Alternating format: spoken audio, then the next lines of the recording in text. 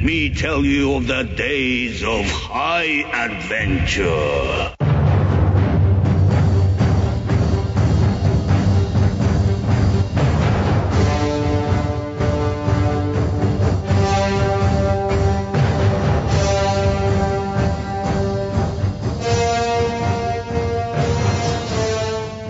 Hello, I'm John. And I'm Kevin. And this is 6 Degrees of Schwarzenegger, the podcast where we take a long, hard look at some of our favorite action movies from the era of Arnold. Schwarzenegger is the icon of the genre, and we're taking a deep dive into some of these 80s and 90s cult action movies and breaking them all the way down.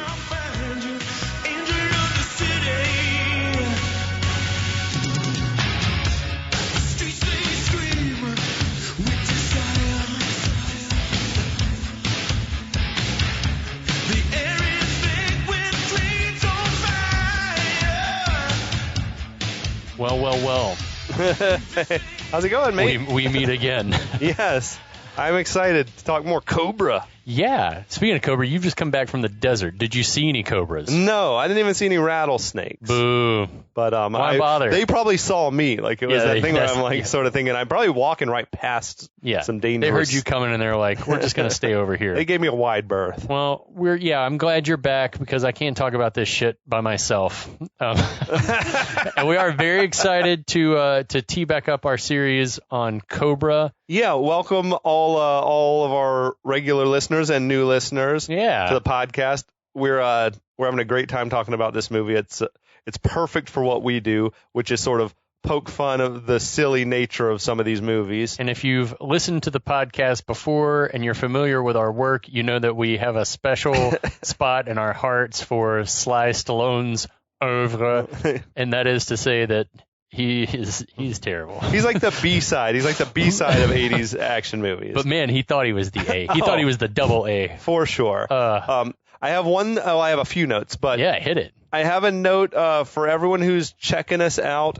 If you listen to us on Apple Podcast and you're missing Cobra episode 2, there was some sort of glitch in the Matrix. We're trying to get it sorted out, but you can find that episode on our SoundCloud or Stitcher or Spotify or any number of other places. There's just something going on with Apple, or you can check us out on the Last of the Action Heroes podcast network, where you'll find a whole bunch of other rabbit holes you can go down about all the other awesome 80s and 90s action shit.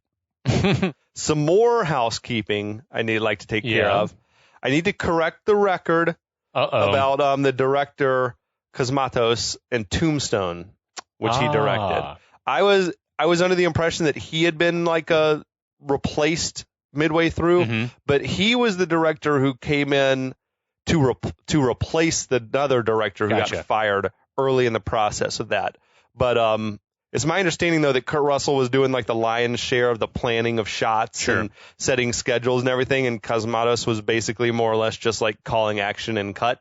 But he did not get fired off Tombstone. So my apologies to him.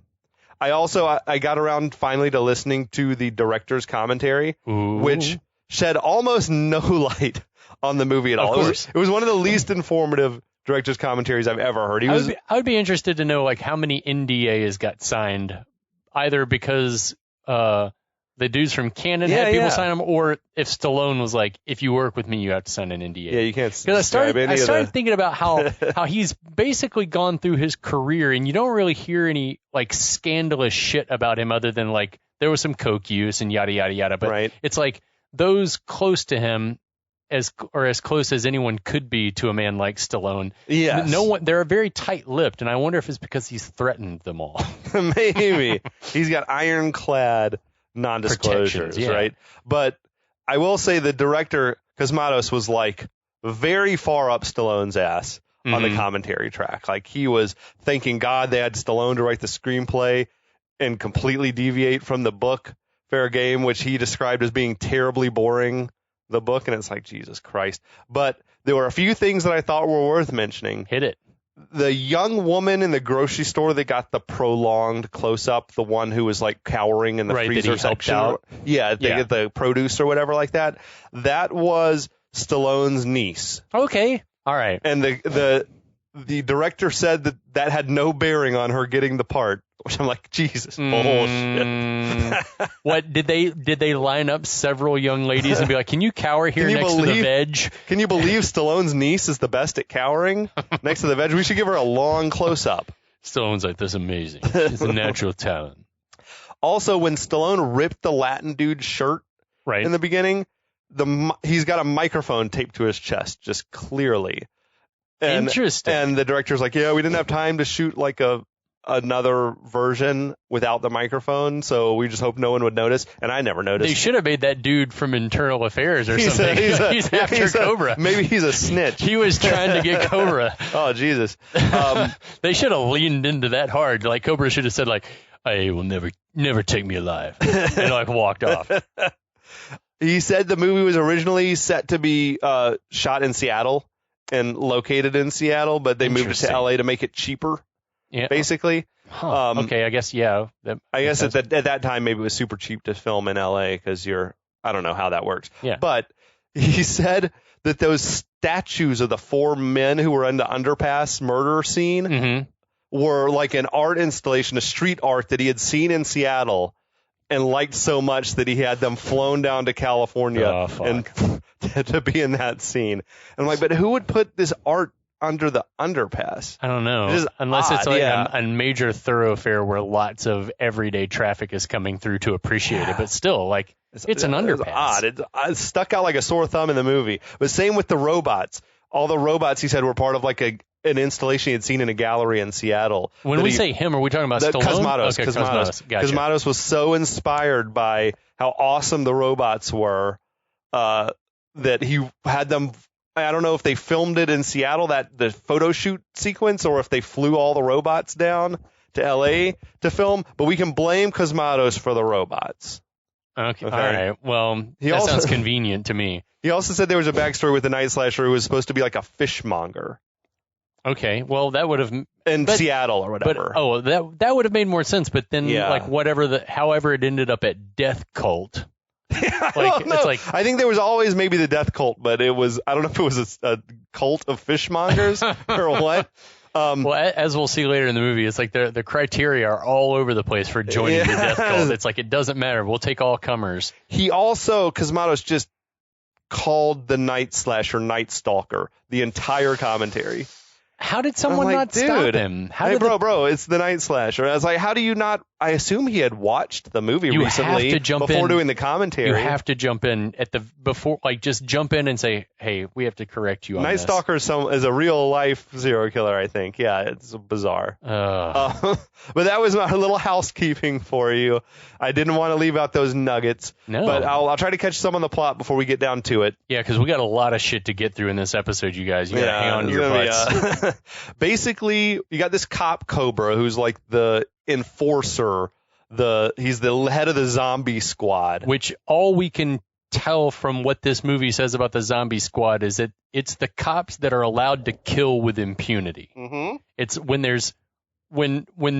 detectives and others can't do their jobs, they send in people like Cobra to murder people. Yeah.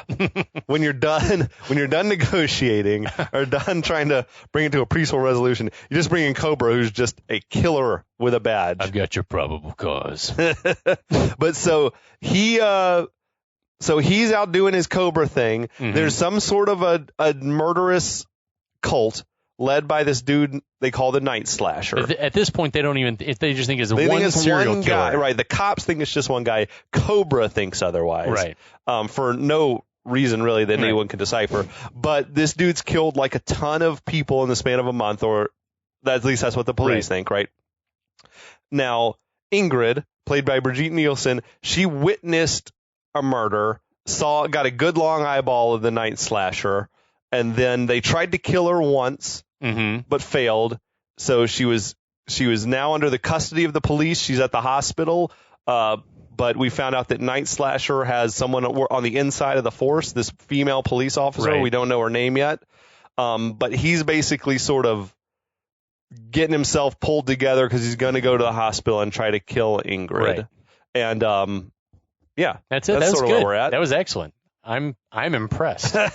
So yeah, we open up at the hospital. Cobra and his partner Tony Gonzalez have brought in a sketch artist who's working up a composite of the Nightslasher.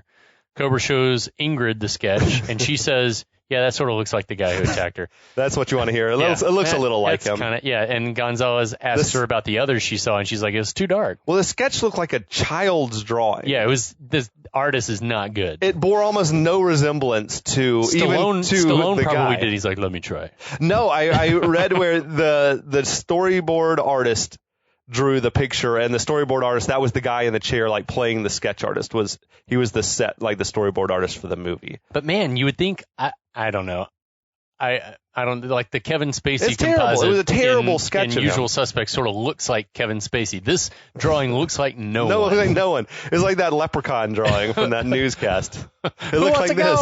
The dude, then the sketch artist like asked the guy, do you want me to distribute copies of this? And Cobra said no. What? Why? I'm going to go and no, I want to take it first. I'll take care of it, he says. Fucking weird I'm shit. pretty sure that's not procedure, but No, I also not don't know at how all. Zombie Squad works. So Cobra says Ingrid's going to stay overnight at the hospital, but that tomorrow they're going to move her to a place called a safe house. Okay. Is that what they call it? A safe house? It's never made clear why Cobra and Gonzalez have been assigned to like even see her in the hospital. Yeah, Doesn't seem like their wheelhouse. No. It seems like he's just like, I have to protect this woman because she's weak and Northern European. Yeah, she's weak and beautiful. Yeah. Just my type. Yeah, exactly. Ingrid's like, why can't I just leave? And Cobra says, you're our only witness, so this is the way it's got to be. Is that how that shit works? No. Can they just hold her against her will like that? No. I wouldn't think so. I mean, I would think she would kind of want their protection. Unless it's like offered you police protection, and she's like, yeah, that sounds great. Yeah. Well, this is part of that. Can I just leave? No, it's got to be this way. Got to be this way. So then we get more food gags, unexplained humor that Stallone thought was going to kill in this movie between Cobra and his partner Gonzalez. I got something here that looks like cheese. Cobra fucking offers Gonzalez some of Ingrid's hospital food, like without asking. You want some It's just of like this? Gonzalez says, like, I want her cake, but Cobra says you should take this cheese. Cobra finally makes sure it's okay after they've started eating the food. And I don't understand why this movie is leaning so hard into this like weirdly comedic food thing. All that shit was apparently improvised, which it had that feel, I guess, but because it was so sloppy. We need some more time, and Stallone's like, we'll make. Got to pad this out. She was annoyed by them, which can you even blame her though? Yeah, we cut over to her. She's like bent over with her head in hands while these fucks eat her food. I also thought, like, we've decided in the world of this movie that we think the character Ingrid wears wigs or is wearing a wig. Yeah. And so I'm like just thinking, so she's sitting in this hospital room like wearing a wet wig. Yeah. I don't know how that can be her real hair. It just doesn't look real. And maybe it was. No, it definitely wasn't. She still had the Rocky IV, the shortcut. Yeah. So it doesn't make sense, but I think I don't know. Maybe I think no one thought it through. Is this supposed to be her real hair? I think it's supposed to be her real hair, but we've seen her in this film with short hair that was clearly not a wig. Right.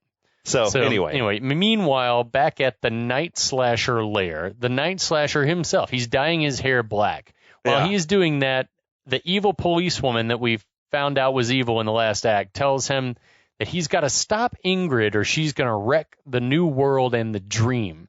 And there's sort of like a weird mommy-son relationship, and it's like almost like Damien and his nurse from The Omen. Yes. Like this vibe where she's like groomed him to be the Antichrist or something like that. It almost feels like he's her puppet or something. Yeah. Also, I thought it was weird. She seemed to be back in her police uniform now, which we had just seen her at the hospital in street clothes, so she went and got back in uniform to go talk to the Nightslasher. I did like the camera work there from the DP of like showing the Nightslasher and then just like moving in the mirror, slowly, sorta? moving slowly, and you seeing her behind him in the mirror.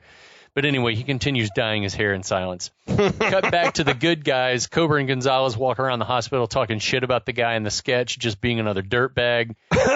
Cobra says he wants to take the sketch home and check it against my files. What and the fuck? What? He's got info at home that the police don't have access to, is what it seems like. I thought I was timely giving everything that's going on with Trump. I'm going to go home and check it against I got my own files at Is home. that allowed? No, it can't be. Okay. Yeah. He says it's going to be a couple hours, which I'm like, it would really be helpful though if the rest of the police had access to this sketch in the meantime. What? No. Like, no, I got to take the sketch home, compare it to my files. Yeah, his MO is weird. So anyway, he says he'll be back in a couple hours. Gonzalez changes the subject, saying that Ingrid's a nice-looking lady. Cobra's like, the one upstairs? Mm-hmm. I didn't notice, Gonzalez. I was on the job. I was paying attention to business. Yeah, me too. I didn't notice. That was pretty funny. That's fucking awesome. Gonzalez was funny. And then as Cobra heads up the stairs, Gonzalez says, fucking liar. To which Cobra says, watch your mouth. You're in public. And they share this like wry smile. That was more like improvised shit, according to the director, which makes you wonder how short was the written script for this. Well, yeah. I imagine it's like a 60-page script or something. And he's Stallone or whoever probably wrote an ad lib. Well, it's like if the robots are the director's idea, if that shit, then I imagine the screenplay is probably just like montage. Ingrid at photo shoot while Cobra does police work and Nightslasher does Nightslasher shit. Yeah, that's probably exactly what it says. We'll fill it in later, but it's like this. Yeah, if all of this shit is improvised, then I'm like, this must have been the most bare bones. Yeah. Like Stallone cranked this shit out over a weekend. This would have been a made for TV, like an hour-long special TV event or something. Yeah, it's an episode of the A-Team, basically. Yeah. So, cut to Cobra rolling up outside his apartment in Venice Beach. We see that the same Latinx crew from earlier is there again, chilling in and on their car and listening to the same song. Song was tight. Tight. I think it was like they had the cassette, the single. Yeah. They were like, I'm too fucking lazy. At the time, but that's the way, right? You put the tape in and you let it go. You let it play, baby. Auto reverse, maybe? It like plays the B side, then you're back to the A side again. That was a high quality cassette and stereo that he had in there.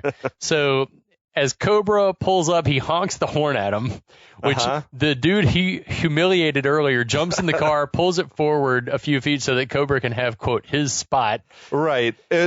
With more empty spots either in front of and behind the Impala. It's like also, Cobra's did you such a prick. Catch the detail of the person like doing the skateboard equivalent of windsurfing down the street? I think he was actually on roller skates. Was it roller skates? With a sail. And then another dude came cruising through on roller skates. It's Venice Beach, 1986. It's like this was some sort of odd time warp I feel like the Cobra lives in, where there's all classic cars and people are like roller skating around like it's the fucking 50s or something. Roller skating out in California, like I have in the 80s, it was hot. Oh yeah, and then rollerblading is like 93 is like rollerblades. Everything is like everywhere. Anyway, so as Cobra gets out of the car, the dude says, "¿Cómo estás, Colonel?" Cobra tells him he's a good citizen. Yes. He's whipped these hoodlums into shape. Cobra approves of his subservience. Jesus. Yeah, so dude stares Cobra down as he walks away, but his friends are like, "Come on, man, get in the car." So back over the hospital, we see a hulking black-haired Nightslasher waltz right in. He somehow looks more conspicuous than he does when he has the pantyhose on his head. He's enormous. Just the dude, and the dude's face is just like, it's not a face you would ever forget ever. Right. So we cut back to Cobra's apartment. We see him scribbling on his transparent whiteboard situation while flipping through what we guess are his personal criminal database. Dude, he had like the Goodwill Hunting setup or something in there where he's like working at fucking equations on the clear, like the plexiglass. Yeah, he's got that beautiful mind shit. Yeah, you said. Exactly. He's got mugshots and fingerprints readily on file that he has stolen. Apparently, right? He stole them. So back over at the hospital, we get some cuts between Nightslasher making his way through the joint and Ingrid, who seems to be having some kind of nightmare because she's like tossing and turning but not quite awake. Back in Venice Beach, Cobra sees something on a page that's coming out of his dot matrix printer, which prompts him to start flipping through his massive photo album of suspects. He had a lot of time to put this shit together. He is obsessive. That's a common theme in these movies, as we've discussed. It's like people have obsessions. Yeah. So back at the hospital, we see a janitor's mopping up while listening to like a Lakers game or a Dodgers game or something, but then the audio goes quiet. And he goes to investigate the radio. As he does that, Nightslasher like grabs him through the shelving unit and kills him with his crazy knife and takes his glasses. The transformation is now complete. Moments later, Clark Kent mode I know. Moments later, a night nurse goes to take an elevator, and when it opens, there's Nightslasher wearing, I guess, the uniform of the guy he's just killed, but there ain't much smaller. There ain't no way they're wearing the same coveralls. He's in there looking like Michael Myers, Yeah, that's exactly what he looks like. So the night nurse is hysterical. She's like, "You men are supposed to use the service elevator," and tells him the next time he better take the stairs. And like he gives this like very sinister side eye, which is kind of funny, but also it's like again there's a comedic element to this movie that's like that shit's funny. Back at Cobra headquarters, we see he's still flipping through fingerprints on his computer and slinging pictures of guys who he thinks are not Nightslasher. He was eyeballing fingerprints like he could read that shit with his naked eye. Yeah, know? he's like, no, that's not him. That's not a man. You don't even have a fingerprint for the slasher. It's so stupid. What the fuck was he doing? I feel like they just gave Stallone a bunch of props. Yeah. And told him like just to fucking wing it. Yeah, I'm sure he's like, no, I got this. It was like that shit in Commando when Commando was studying the maps, or when Eraser was like, the island is here. When Eraser was playing around on the computer, like and he looks like tell me to stop when you see something you recognize. It's like he just looks like someone who is completely lost in what they're doing, but so he's also he's sweating profusely, and like wiping the sweat away. It's like, dude, you're wearing leather gloves and a wool trench coat. You never took your trench coat off. Yeah. So we come back to the elevator. Either Nightslasher took umbrage with night nurse's admonishment, or he can't be in close proximity to someone without just murdering them, because he starts to take his knife out to kill her. But like whatever the case may be, right as he's about to do her, she gets off the elevator. But not without a parting shot. She's like, remember the health code. Next time, take the stairs. I feel like he's lucky he didn't try her, because she might have dropped him. I think she would have killed him with that clipboard, for real, though. So, yeah, we come back to Cobra's place. He's still forever cross-referencing the sketch with his computer and his binder full of crooks. Yeah, and he's still dressed in all his clothes, including gloves. Back at the hospital, Nightslasher arrives at Ingrid's floor and is immediately noticed by a nurse at the desk who says, it's a little late for mopping. And then the cop that's on guard duty asks, hey, do you want me to go say something? And she's like, no, I got to do my rounds anyway. I'll say something to her. And as she walks away, he takes a nice, long, healthy look at that ass. That horny cop was useless. Yeah. Like, the fuck are you she's here like, for? oh, that's suspicious. That janitor shouldn't be up here. Oh, you want me to check it out? No. Okay. What is your purpose here, sir? No, definitely go right over and that's ask. The only thing you're here for is to check on suspicious individuals. Also, would they only have one guy up there? Well, they pulled other guys off. We're going to find out, right? Yeah. That's right. But I'm saying, like, at that point, that makes sense. There should have been 3 guys or some shit. So then we get a shot of Nightslasher walking down the hall, putting on some latex gloves, obviously up to no good. Cut to an exterior shot of Cobra's apartment, where we see that the courtyard just outside his place, where he keeps the grill and his newspapers, is illuminated by an enormous billboard-sized Pepsi sign. Yes, what the neon. Fuck? Yeah, neon. But shit is lit. How does he sleep? It's like that episode of Seinfeld with Kenny Rogers Roasters. Just the buzz from the sign. It's like 10 feet by 12 or 15 feet. It's huge. It's a billboard. Yeah. I noticed on the wide shot, Cobra had not one but 2 massive American flags like on his wall inside the apartment. I noticed that as well, and they're mounted one on top of the other. It's like twice as American. Yes. Jesus, Stallone. So anyway, as the dot matrix printer continues to screech, Cobra gets a phone call from Gonzalez. Gonzalez says hey, I'm in your office, where there's a big-ass Reagan photo. I know, he's a patriotic fucker at Cobra. And he says, hey, what'd you need from here? And Cobra's like, what are you doing there? Ooh. Gonzalez says, I got a call from headquarters telling me to come down to your office. Cobra yells, get back to the hospital, and gets up to leave. Man, I don't know. Between Stallone and Schwarzenegger, there's a lot of just mumbling. Just like, I can't tell what's happening. So, yeah, Cobra yells at him, get back to the hospital, gets up to leave. Meanwhile, Gonzalez is like, shit, starts to raise the alarm at the station that something's amiss. He yells out the name Presley, a name we've never heard before and will never hear again in this movie. And it makes me wonder what was missing. I wonder if Presley is the name of the cop that's near the end of the movie that's inexplicably in the meetings with the chief that's like, we should do this. Maybe he's like the head of the detectives or something. I don't know. He yells a name and we're like, who? Does not compete Presley! with me. And it's like, what? Who? Huh? Yeah. So as Cobra, over his place, opens the door to leave, he's met by a screaming man in a pantyhose mask who swings an axe and misses and lodges the axe in the door. Cobra leaps past him, grapples a second pantyhosed man, and starts flinging him into walls and shit. They whirl around into the Pepsi courtyard, and Cobra flings the second guy down.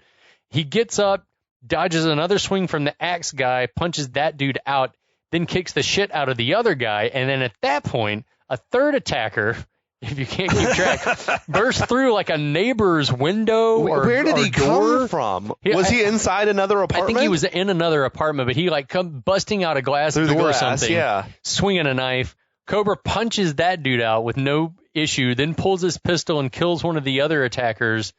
The lighting from the Pepsi sign all this while is just amazing. Is that the kind of product placement you'll want? Where like he's like brandishing his gun and shooting in front of the Pepsi sign? I guess it is. I guess it's just like it's subliminal. It's like, oh yeah, Pepsi. Yeah, I'm thirsty. Exactly.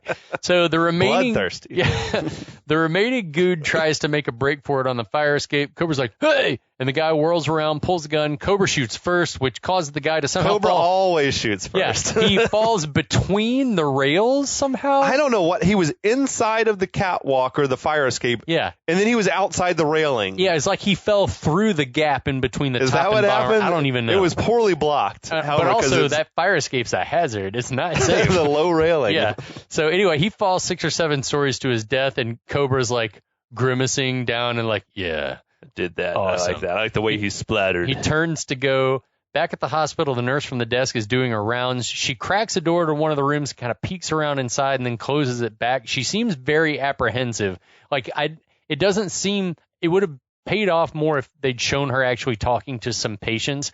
Otherwise, it just makes her look like she's nervous she can't find the janitor, or said, hey, have you seen the janitor to another nurse, and then be like, no. Well, first, like, no real-life nurse's uniform is tailored like this. No. That shit was like some stripper shit. It was like some Halloween costume. So, meanwhile, we cut to Cobra running down the alley toward his car, and he seems to have some trouble slowing down because he kind of runs straight into the car before trying to get the door open. And I'm just like, again, this is one of those things where it's like Stallone, for all his physical prowess, seems to have a hard time acting like a normal human being or doing things that a normal human being would do. But anyway, he tears ass out of there, racing to the hospital, where now we see that the nurse has entered another room. She's got a little pin flashlight. She flings back a curtain to reveal an empty bed. It's not clear still why she's acting so scared. Well, if she's nervous that something's not right, why is she not getting the cop? Yeah, go back and get some help.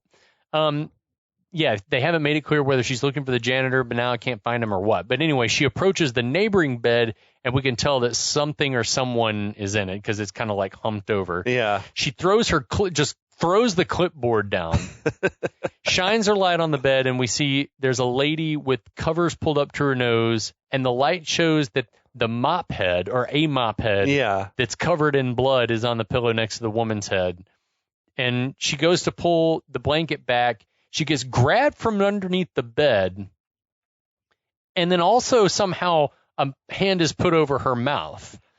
So I don't understand exactly how Nightslasher's body works, but like he grabs her ankle, and then the next shot is a hand on her mouth. I feel like, again, a lot of violence was edited out of this scene. Yeah. Because then it just cuts to her bloody hand, gripping the sheets. Slow-mo bloody hand grasping sheets, and that's the end of the nurse we get. Yeah, I feel like there was a lot there we didn't see. Meanwhile, over in Ingrid's room, she's still tossing and turning in her sleep. Then we get a succession of shots of Cobra hauling ass to the hospital. I was wondering, does Cobra not have a radio in his car? Or would you not... Zombie Squad don't use radios. Both he and Gonzalez, the first thing should be to put out the alert. Yeah. Everyone go to the hospital. I mean, radio the cop that is there. Right. And tell him be at Ingrid's door right now. The cop would have been there instantaneously. Yeah. So, instead, but maybe he doesn't have a radio, but that seems just way out of protocol. We're going to pull 2 other cops off, and you don't get a radio because of budget cuts. So, yeah, we get the succession of shots of Cobra driving and a bloody Nightslasher methodically making his way to Ingrid's room. He enters, and we see him and his knife in silhouette against the bed curtain, which is kind of cool. His disembodied voice says, "Pretty hair." What? Then he whips the curtain back with this crazy look on his face and stabs down on the bed like the Nazgul in the Prancing Pony. Yes, of course. But surprise, Ingrid's apparently been on the shitter. Do you think was the hair the reason that he's so fixated on Ingrid now? Has he liked her hair? Idea. I have no clue. But there was a pair of I don't know if you saw a pair of these custom Rocky boxing shoes under the bed, which is odd. Yeah, very strange. Weird Easter egg. Yeah. So she opens the bathroom door, sees this freak with a knife and screams. He lunges and she manages to get the door closed and locked. She then turns toward another door, and then one of the stranger. I'm like, were hospitals like hotels? You're and sharing that a bathroom? Like, there's no way that hospitals had adjoining rooms where two different families or patients would be sharing a shitter. You wouldn't think so. Yeah, doesn't make sense to me. But also, whatever. I don't remember the 80s that well. I was a child. She hides in the shower while Nightslasher pounds the door. While that's happening, Cobra arrives. Well, at the hospital like she tried to get out that other door, but it was blocked. Barricaded shut with hospital which equipment. is a fucking gotta be a fire hazard. Yeah, that's not allowed. This hospital is not up to code. Back with Ingrid, the pounding on the door stops. Instead of just sitting there chilling quiet and waiting for anything to happen, she gets up, leans toward the door, trying to hear if the attacker's still outside. Sure, he's probably left. Yeah, he's gone now. He's lost interest. So then the knife blade comes like jabbing through the door. It's like covered in blood and gore. She screams and she's like, "Why are you doing this?" over and over again. I thought it was some of the better work from Brigitte in the movie was this sequence. She and Gonzalez were like the talent in this movie. And Stalk wasn't bad either. Well, even the dude who played Nightslasher was like good for what he had to do. Yeah, I mean, which is just like be as psychotic as possible. Just have a crazy Try face. to make Cobra look normal. Man, that's a tough ask. But he pulled it off. So, like Nightslasher's doing his best Jack Torrance. Cobra's racing through the halls. Back in the bathroom, Nightslasher's managed to weaken the door so much that he can kick a hole through it. And then while Ingrid's again trying to get the other door open, Nightslasher reaches in. It's like trying to just stab her. Just if I could just reach and stab that was her. A memorable, like the way he was moving was something machine-like about it. He was just like waving his stiff arm around. Terrifying. He can't quite reach her, thank God. Summoning all her will, Ingrid finally manages to budge the other door open, squeezes out, and makes a run for it, screaming for help out in the hall. Nightslasher feels around for the lock of the door.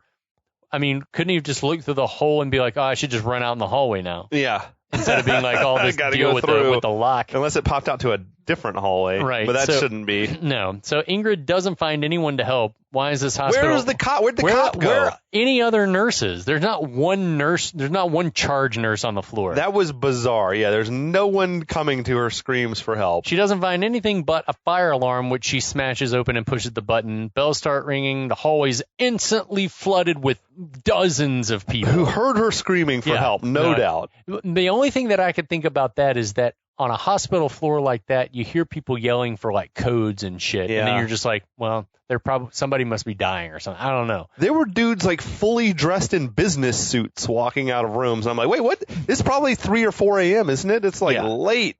I don't know who those dudes were, but whatever. They're there with their wives or partners or abortion girlfriends. I don't know. So anyway, Ingrid peeks around the corner. She locks eyes for a moment with Nightslasher, who's down at the other end of the hall that's now crowded.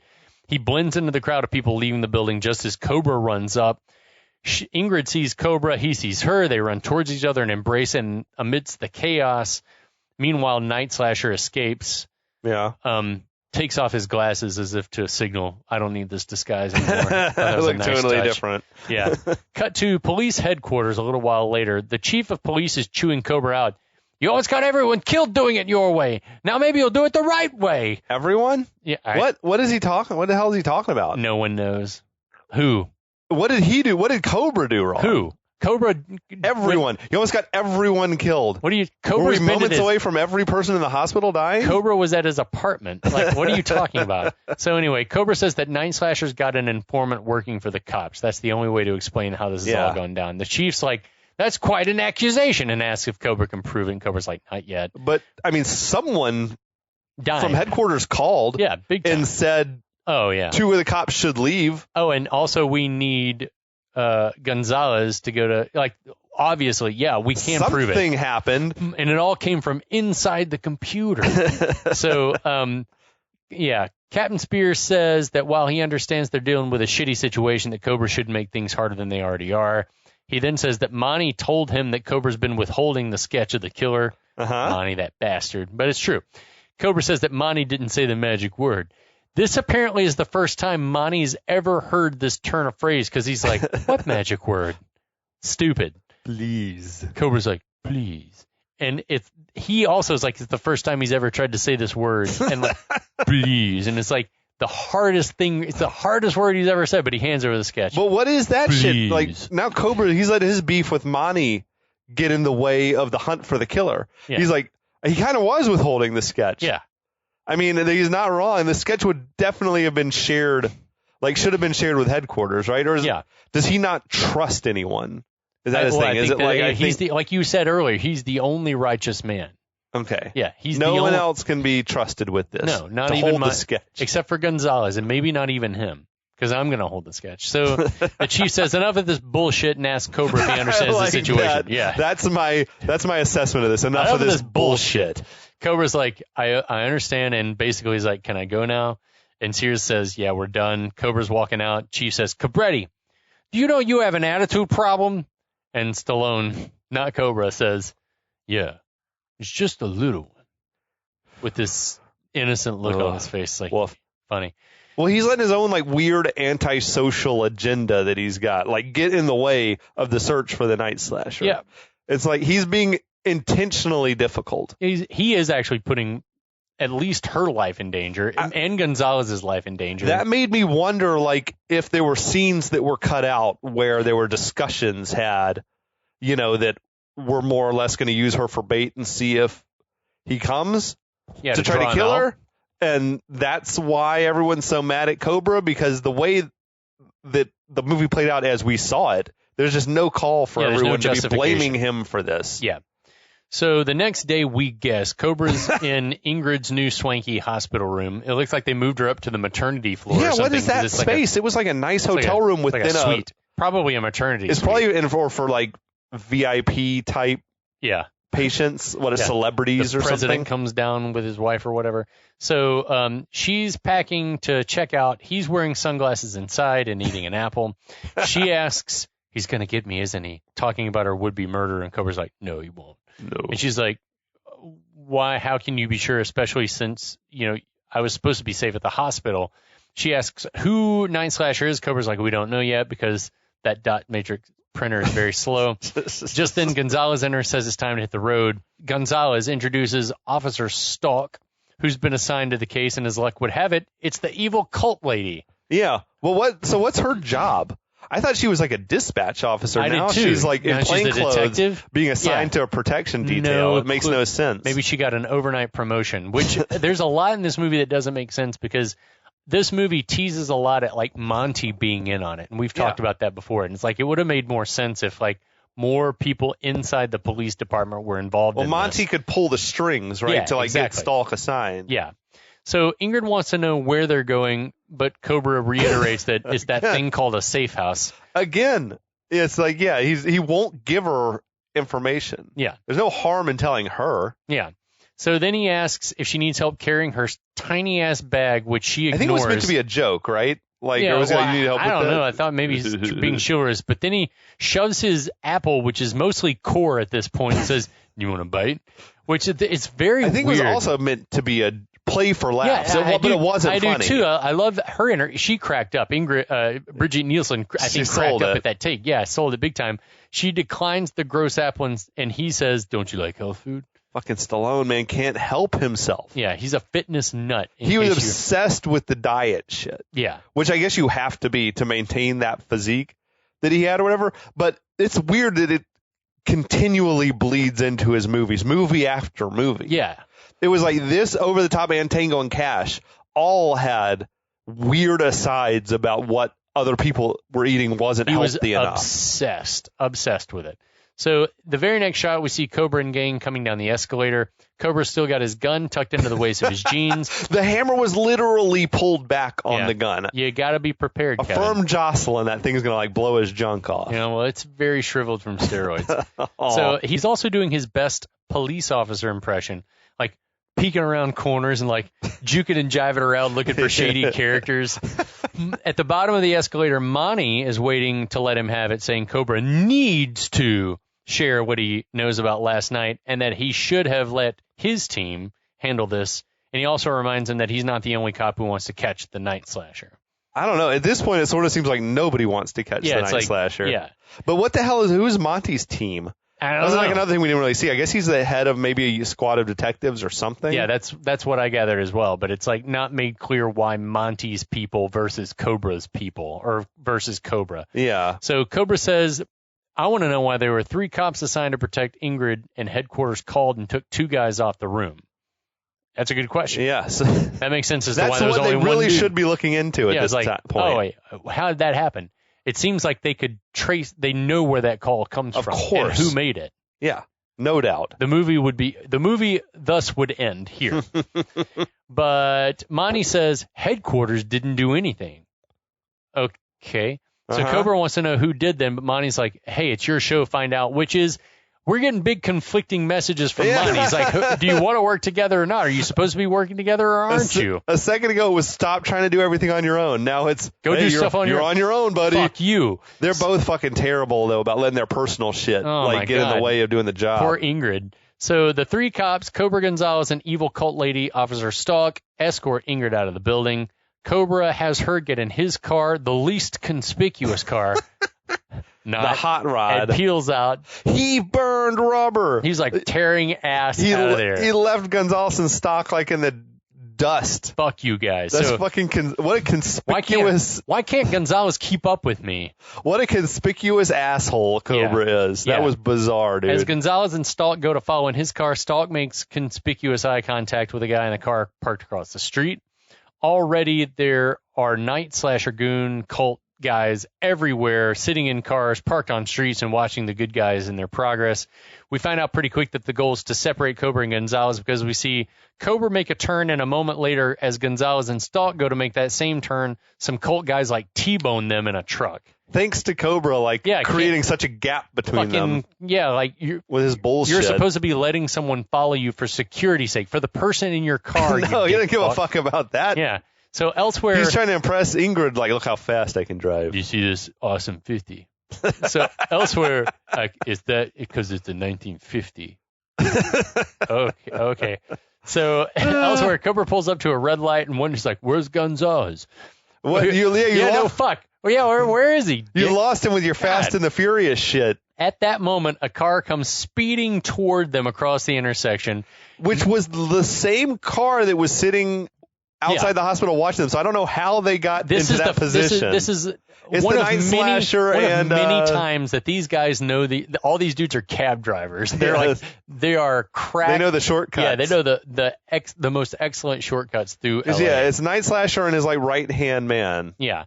So Nightslasher half hangs out the passenger seat window, fires a shotgun at the other car. He had Cobra's that Mad car. Max shit, the little short double-barreled shotgun. He misses somehow. Cobra slams the car into gear, hauls ass in pursuit. Why is he pursuing this car? No, you're putting Ingrid's life in danger for sure doing this. You drive to this. It's like you call for backup. Yeah, you get on the radio. We've established he doesn't keep a radio in the car. This is so dumb. The radio would slow it down. He and Ingrid buckle up in their full-on racing harnesses. Why were they not buckled up before? Maybe it wasn't against the law at that point. I don't know. So just then, the camper truck that T-boned Gonzalez comes screeching around the corner in pursuit of Cobra's car. So we've got a Cobra sandwich between cult cars. Yes. Nightslasher's ride barrels through some of those newspaper boxes. He gets up on the sidewalk. Cobra follows because fuck it, why not? Yeah. The bad guys ram through a hot dog cart. Everyone's doing their gnarliest power slides. Yeah. Nightslasher gets off another round and misses again because it seems like knives and close-range weapons are more his thing. You don't need to aim those. But not to be outdone, the dudes in the truck start shooting at Cobra from behind. That one dude looked like he was straight from a New England bed and breakfast. Yeah. He had a cable knit turtleneck on. That's like the death cult takes all comers. So now the chase has taken us onto a highway. Everyone's weaving through traffic. Truck goons are still shooting and hitting Cobra's car, which pisses me off to no end. So he lets out this epic Stallone yell, whips the car around, throws it in reverse. Then he produces a submachine gun, I guess, from a cup holder, and he just unloads on the truck. Yeah. At all times. All the bullet holes in the back of the car had disappeared at that point. There's so many continuity issues in this chase scene. But anyway, he blows the truck sky high because, of course, he does. Right. What was in the back of that thing? It was like it was loaded with dynamite or something. I don't know, but it blows it off the frame. It's like the frame comes off, like the whole chassis comes apart. It's crazy. Cobra whips the car back around, takes the briefest of looks over at Ingrid to make sure she's still with it, and then floors it after the other car. As he pulls up alongside Nightslasher's car, we hear the driver yell, "He's crazy! He's crazy!" And Nightslasher has transported from the front seat to the back seat. Yeah, he's got in the back seat now. He tries to shoot the back windshield out at point blank range and is unsuccessful. It shatters the glass, but it stays intact, which I'm calling bullshit. But then he manages to bang a tiny hole down at the bottom and gets another shot off. Then we see the cars do a side-by-side power slide into an alley where they're banging into trash cans and other sundry debris and each other. The bad guys run into another car at one point, which takes off most of the front of their car is gone now. Still driving, though. And Cobra goes airborne over another car. He took flight. How did that happen? His car is so low to the ground. Any shot you've seen of this car, the clearance that car would have to hit something and go airborne like that is nigh on impossible. It would hit it and just come to a stop, or just roll right off the edge and be nose down. So the chase continues into a parking garage because Cobra went in the outdoor. It seems like that to avoid hitting another car, he had to make an immediate turn. So he ends up on a level above where Nightslasher is. Yeah, although he still seems to know where Nightslasher's car is. There's only one way to go, and that's straight, baby, we guess. So just after Nightslasher and his dude burst through the barricade on street level, Cobra comes crashing through a fence and drives his car right off the second level in pursuit. Which was a wild stunt. That stunt was... So many of the car stunts in this scene were badass. That would destroy that car. Yeah, it would have cracked it in half. The axle would have cracked in half. The director said that the stunt went wrong when they were doing it, and the car just went out of control through the safety barriers and out into the highway. And he said it was just fortunate that there was no bigger crash with cars on the highway. They are just super lucky. Jesus Christ. So Nightslasher tells the driver to go in his weird demon voice. They're driving in a more congested area now. They're whizzing past a lot of cars that are sitting still in their lanes. We see the bad guys are driving up between two tanker trucks, and then a third truck sort of pulls into their route. And it seems like they should have been driving under a trailer, but instead we see that they run between two more trucks. I couldn't tell what was happening. I can't tell. The physics of the scene defy all logic because it's there was one truck and then there were two trucks plus two trucks. So anyway, Nightslasher, who's at this point been rubbish with a gun, gets off two perfect shots that spectacularly blow up the two tanker trucks. Yes. Undeterred, Cobra drives right through the fire and carnage. All this time, the chase been teasing the nitrous on Cobra's car. We keep seeing the gauge, and now the time has come. It's go time. So he takes a look over at Ingrid get ready. He flips the switch. The car zooms forward. Cobra's driving with one hand, shooting with the other hand while his car is doing 120 or something. Ingrid looked terrified, as well she should. Cobra, this dude doesn't give a fuck about her life. No, fuck her. Turn those machines back on. So there are so many continuity things that we've mentioned and other things that defy logic here. With the NOS, how did he not immediately ram into the other car? Yeah. He wasn't far behind. He should have hit the car, like in a Mad Max thing. Also, no sooner had he flipped the switch than both cars had to make a sudden left-hand turn, which causes the hot rod in that shot to pretty much come to a complete stop. Is that how nitrous works? I don't know what would happen. Possible? I feel like you'd blow your engine. Oh, you'd blow the engine. The car would flip probably because you'd be going so fast. But then in the very next second, he's right behind the bad guys again. It's I don't understand what's happening. So anyway, then we get to the jump portion of the race where they're going over the Venice Canal bridges, and that's pretty fucking sweet. It looked awesome. Yeah. Those cars are wrecked, though. Yeah, no doubt, dude. Especially that awesome 50. If they were really doing that with that car, you said it was heavy as shit. Yeah, it's heavy as fuck. It would just blow the tires out when you're coming to land. So somehow, miraculously, the chase continues into a marina area.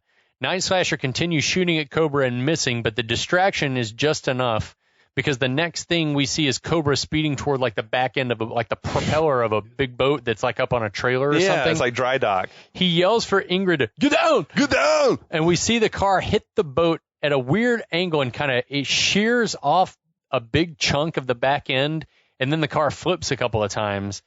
Nightslasher, of course, gets away. I love when you just crash for no discernible reason, though. He's just like, look out, there's a boat, and just plows into it. Like, slam on the brakes. Maybe he does have if he's still got the nitrous going, maybe it is like just out of control. There's no anyway. So the car just went airborne for no reason. Yeah, that's what I'm saying. It went airborne into a barrel roll. It like hit. Yeah, they like sheared it off, and I couldn't tell if it was supposed to be because the car like went up whatever trailer the boat was on. Well, I don't know if you noticed or not, but in the wide shot of the crash, the Nightslasher's car had already crashed into the boat.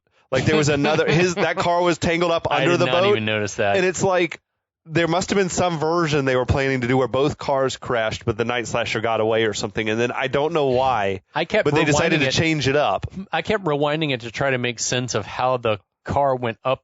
Maybe it hit the back of the other car and sort of that ramped it. I don't know. But that car wasn't supposed to be there because next thing we know, Nightslasher's driving off. Yeah, instead of checking to make sure that everyone he's been trying to kill is actually dead, Nightslasher's like, all right, time to go. Let's get out of here. Bye.